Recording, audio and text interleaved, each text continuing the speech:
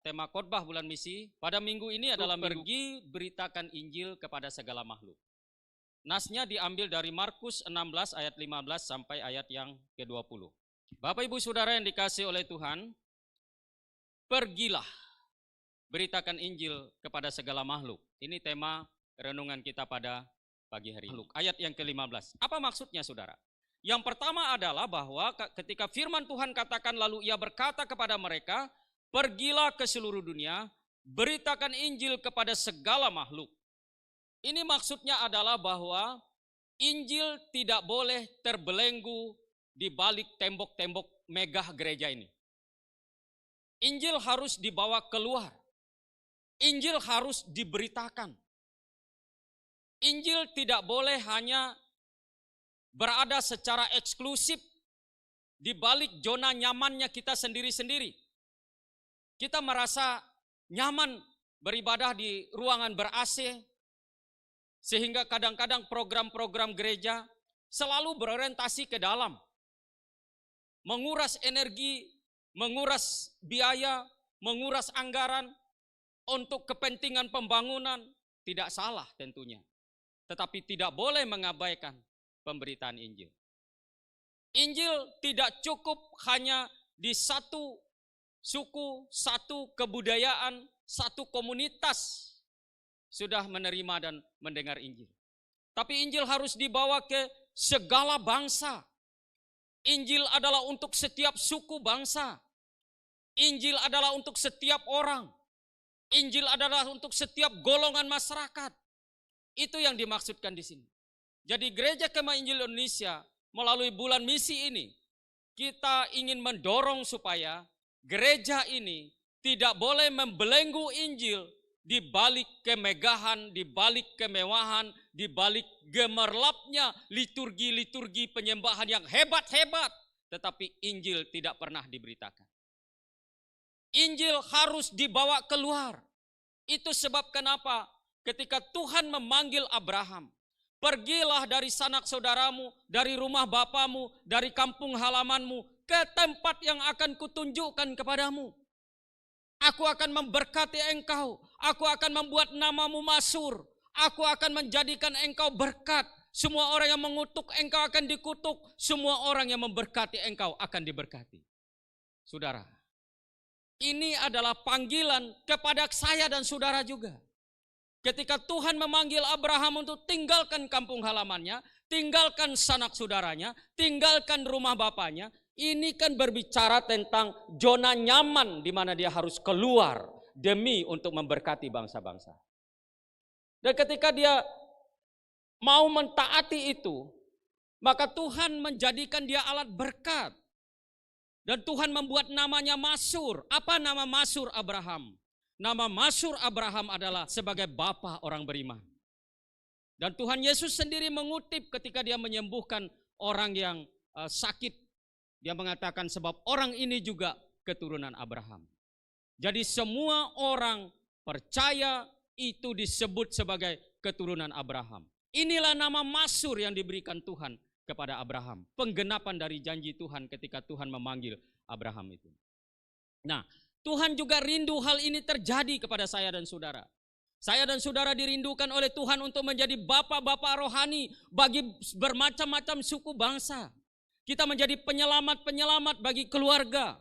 Kita menjadi penyelamat-penyelamat jiwa di sekitar kita. Dan untuk itu, kita harus berani keluar dari zona nyamannya kita sendiri.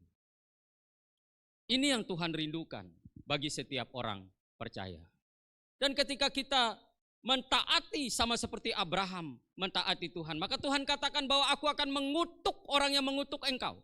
Aku akan memberkati orang yang memberkati engkau. Ini apa artinya saudara? Ini artinya bahwa setiap orang percaya menjadi sekutunya Tuhan. Saudara ingat ketika ada perang di Timur Tengah, bahkan Indonesia juga pernah dulu dibela oleh sekutu. Sekutu itu kan lebih dari satu negara.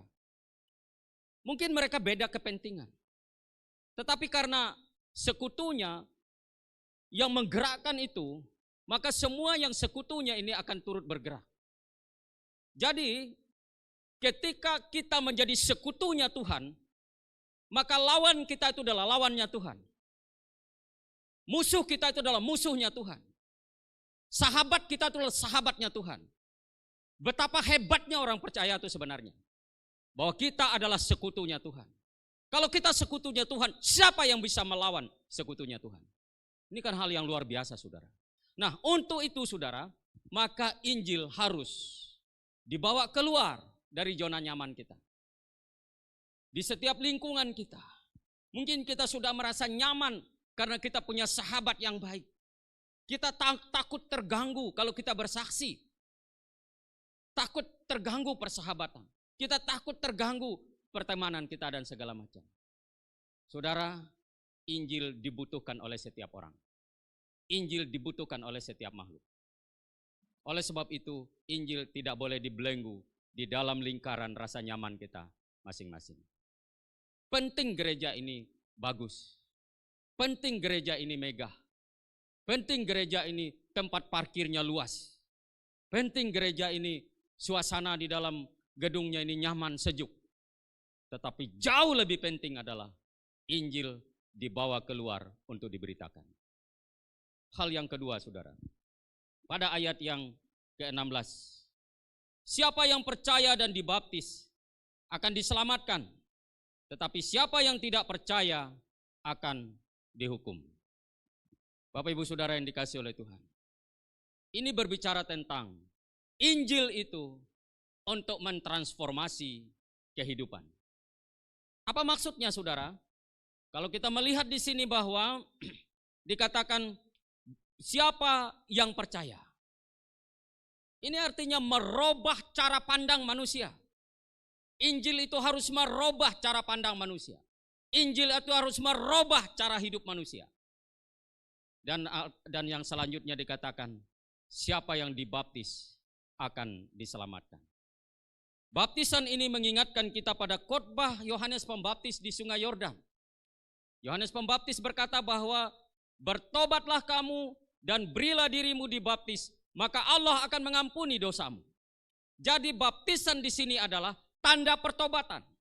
Baptisan di sini adalah deklarasi hidup baru dalam Kristus. Baptisan di sini adalah sebuah proklamir iman bahwa saya sudah mati bagi dosa dan hidup dalam kehidupan yang baru dalam Kristus. Ini berbicara tentang transformasi kehidupan.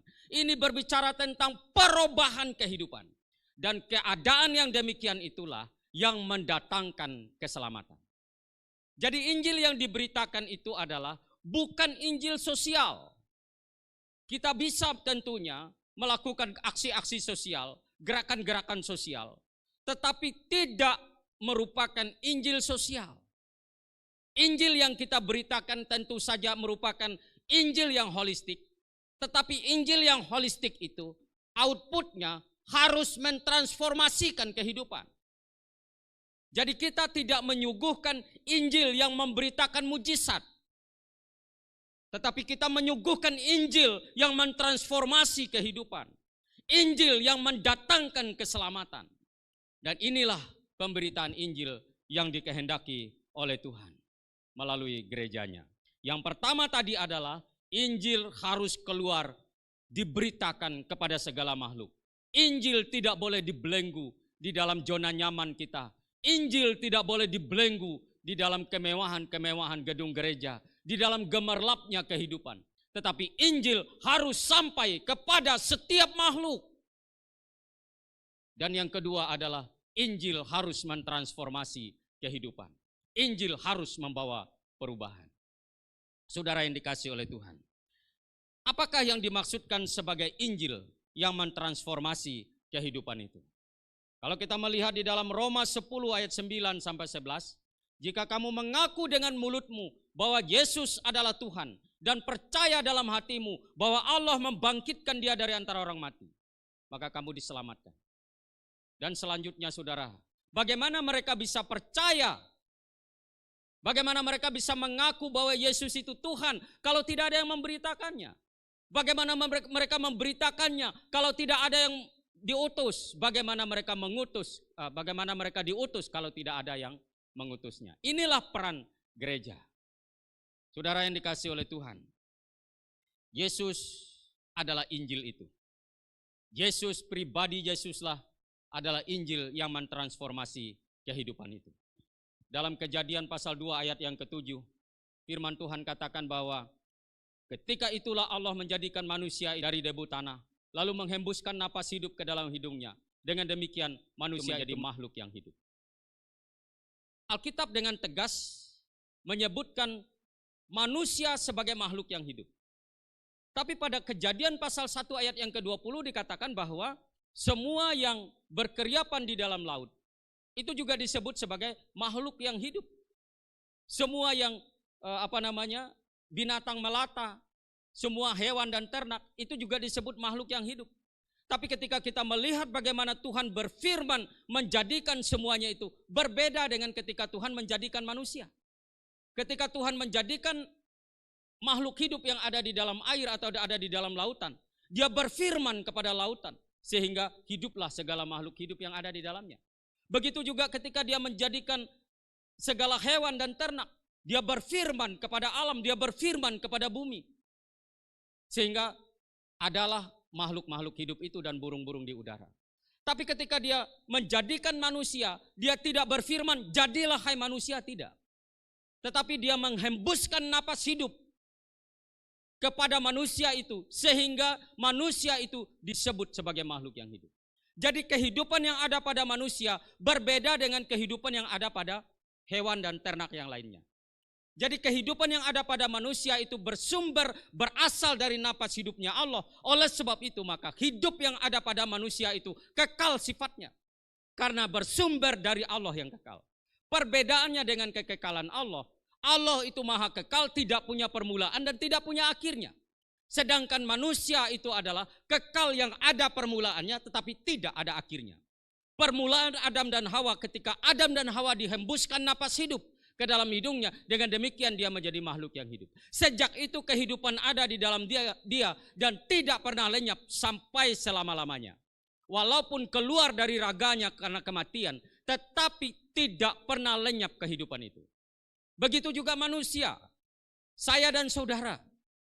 Ketika terjadi pembuahan dalam kandungan ibu, pada saat itu kehidupan ada. Dan kehidupan yang ada itu tidak akan pernah lenyap sampai selama-lamanya.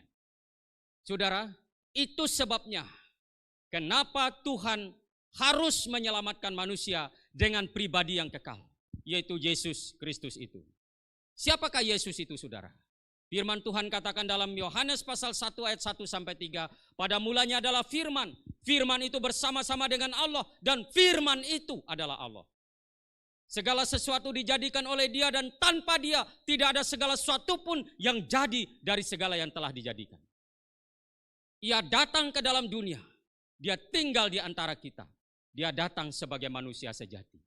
Nah, keadaan yang demikian itulah yang memungkinkan jiwa yang kekal itu dapat diselamatkan. Yaitu hanya oleh pribadi yang kekal. Hanya satu pribadi yang kekal, yaitu Yesus Sang Firman itu. Yesus tidak punya permulaan dan tidak punya akhirnya. Keadaan yang demikian itu datang sebagai manusia demi untuk menyelamatkan jiwa manusia yang kekal itu. Bapak Ibu Saudara yang dikasihi oleh Tuhan, ketika manusia jatuh ke dalam dosa, maka keadaan yang kekekalan manusia itu, jiwa manusia itu tetap kekal, tetapi dia tercemar oleh dosa. Oleh sebab itu tidak mungkin dia bisa bersekutu dengan Tuhan. Dalam Pengkhotbah pasal 12 ayat yang ke-7 firman Tuhan katakan, debu kembali kepada tanah seperti semula dan roh kembali kepada Allah yang mengaruniakannya. Nah, seharusnya roh manusia kembali kepada Allah yang mengaruniakannya melalui hembusan napas Allah itu. Tetapi karena dosa sehingga roh itu tidak bisa kembali kepada Tuhan.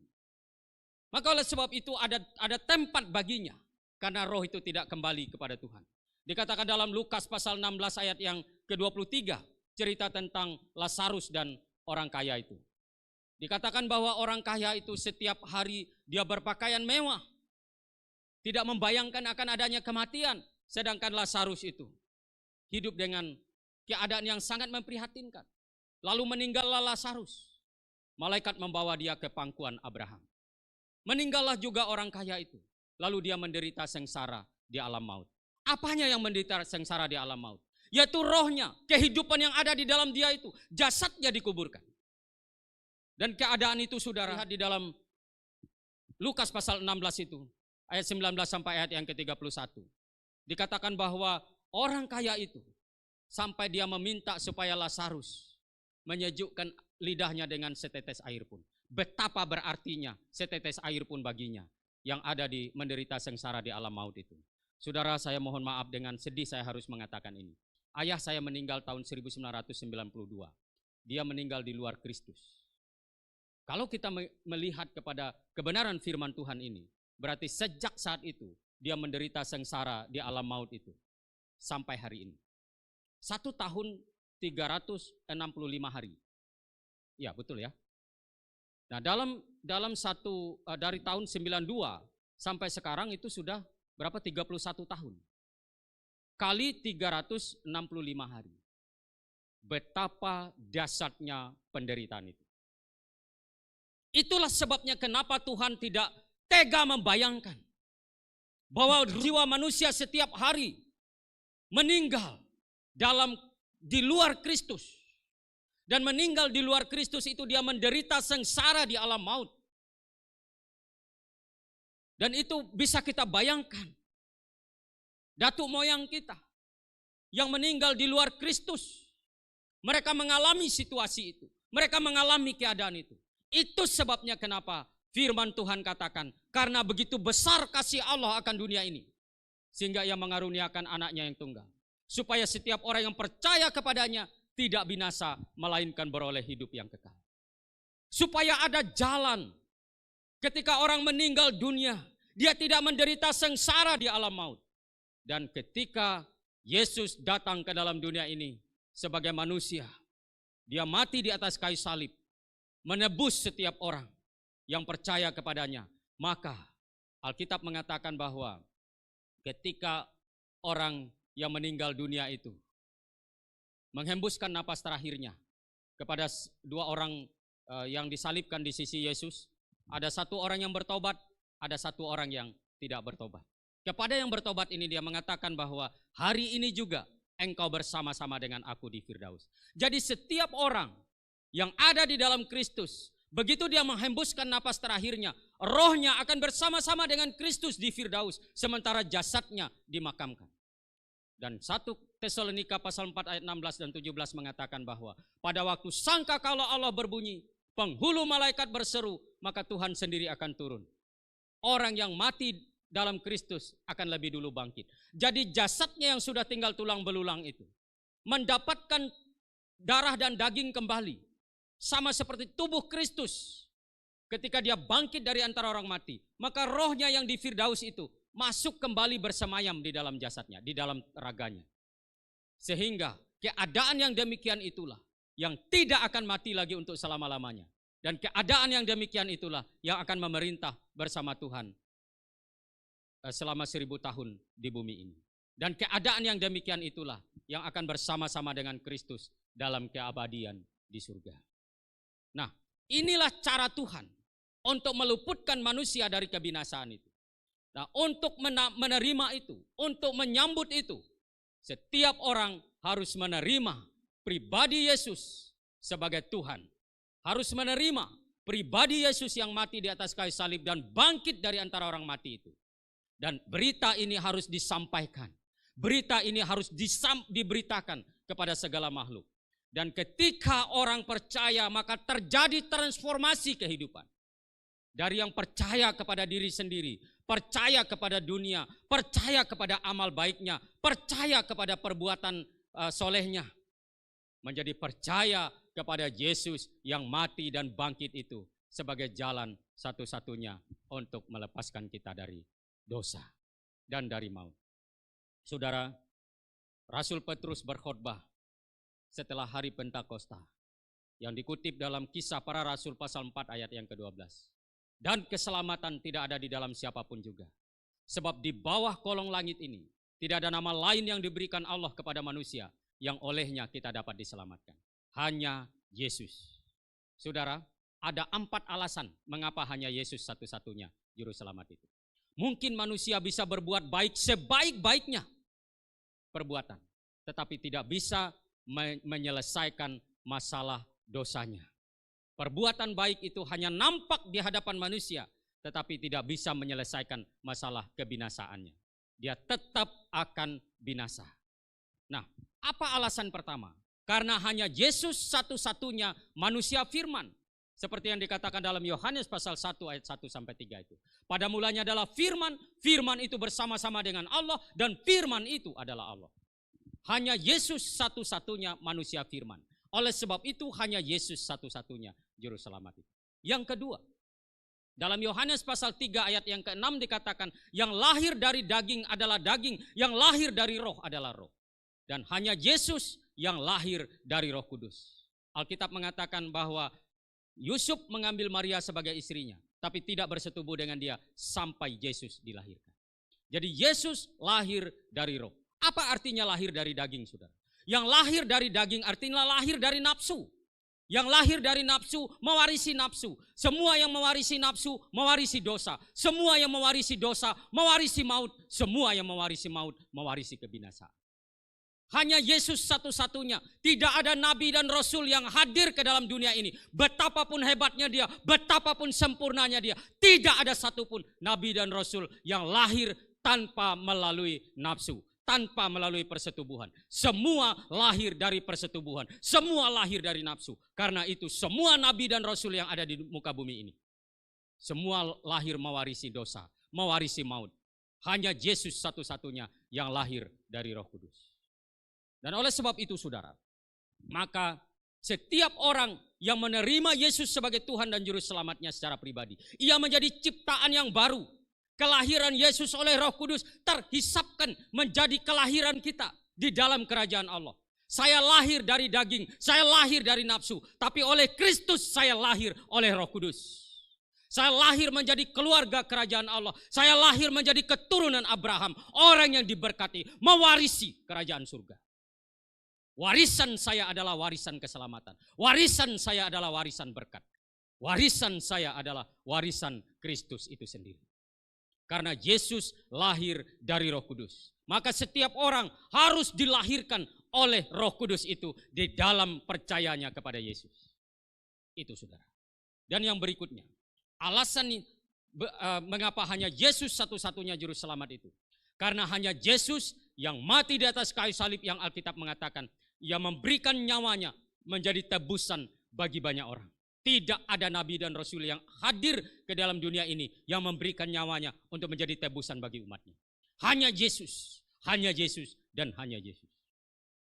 Dan nyawa Yesus, darah Yesus, itu darah surga, darah yang kekal, darah yang sempurna. Maka sempurnalah penebusan dan penyelamatan itu. Ini harus didengar, ini harus disampaikan, ini harus diberitakan kepada setiap orang, kepada setiap suku, kepada setiap bangsa. Maka oleh sebab itu, Injil yang demikian itulah Injil yang akan mentransformasi kehidupan. Dan yang terakhir, mengapa hanya Yesus satu-satunya juru selamat itu?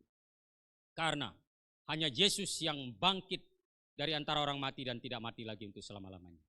Yohanes 11 ayat yang ke-25 dikatakan, akulah kebangkitan dan hidup. Barang siapa percaya kepadaku, ia akan hidup, walaupun ia sudah mati. Saudara, yang pertama tadi adalah Injil tidak boleh dibelenggu di dalam tembok kemewahan dan zona nyaman kita. Injil harus dibawa keluar. Injil harus diberitakan. Yang kedua, Injil harus mentransformasi kehidupan. Injil yang mentransformasi kehidupan itu adalah Injil yang nama Yesus kita beritakan. Injil yang adalah karya Kristus yang kita beritakan. Bukan soal karunia rohani, bukan soal mujizat, bukan soal berkat kelimpahan, tetapi Injil yang mentransformasi kehidupan itu adalah berita salib Yesus, berita Yesus Tuhan. Itu yang diberitakan.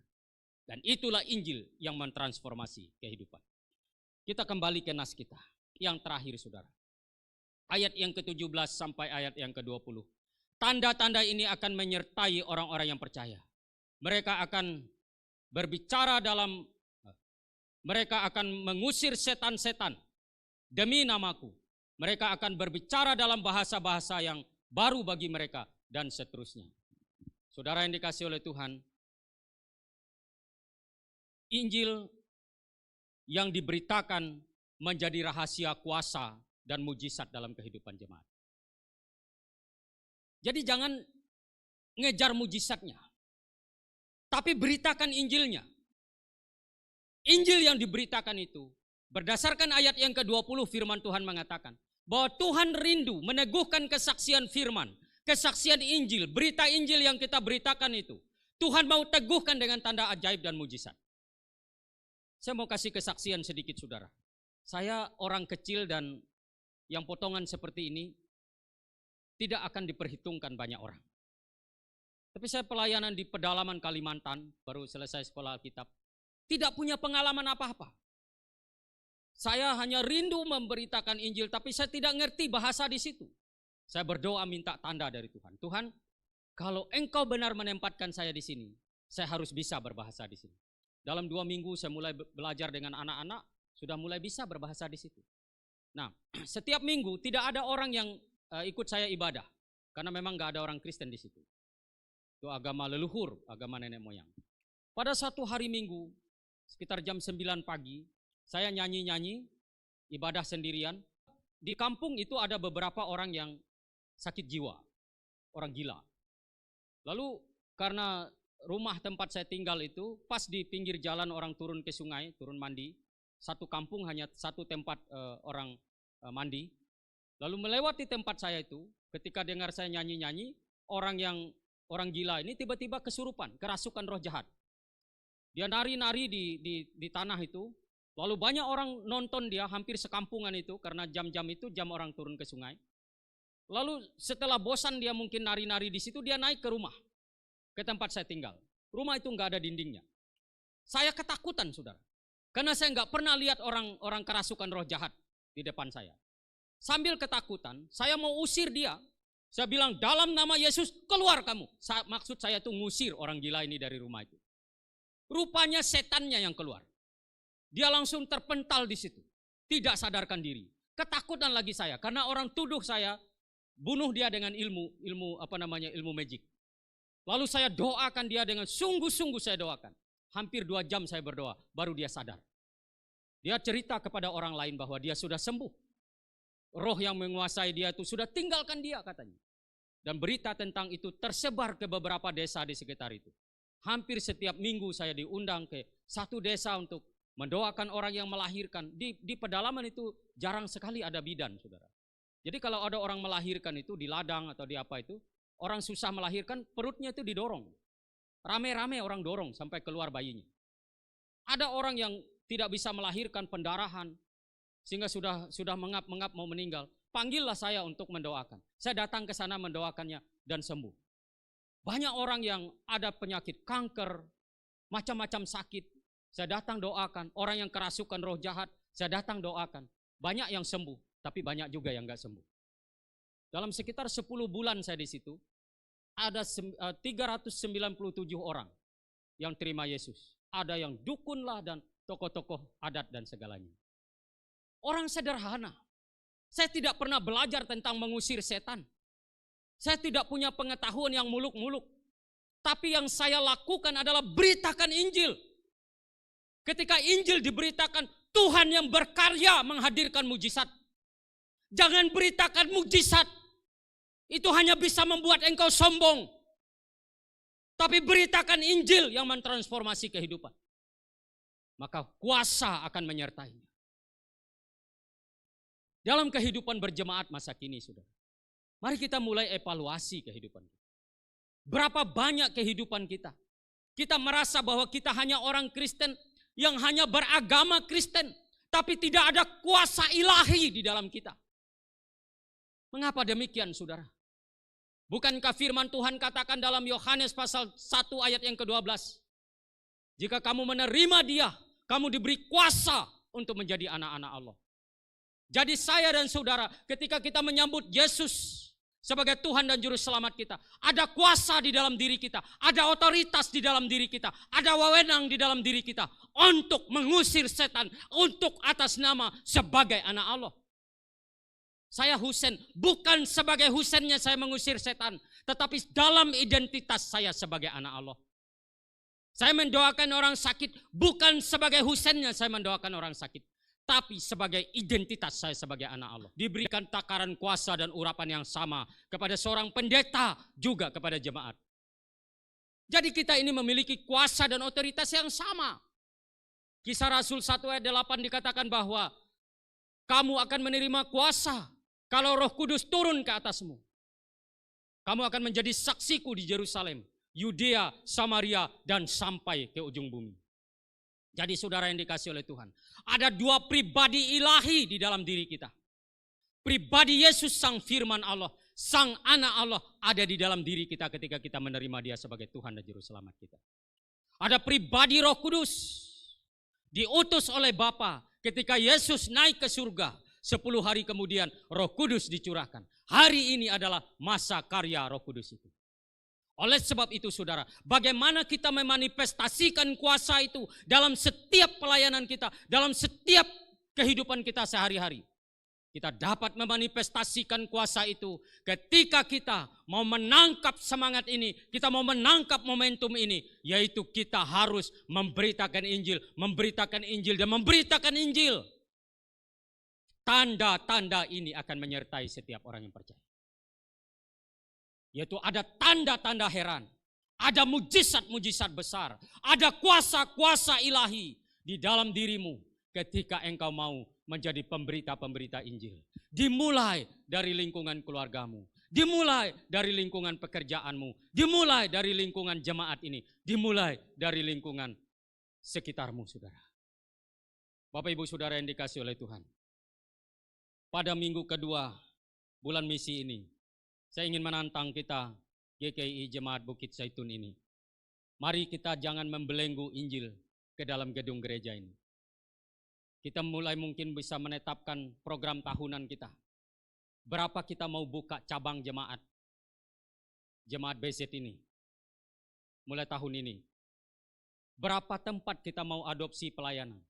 Berapa suku kita mau sponsori penginjil-penginjil ada di sana.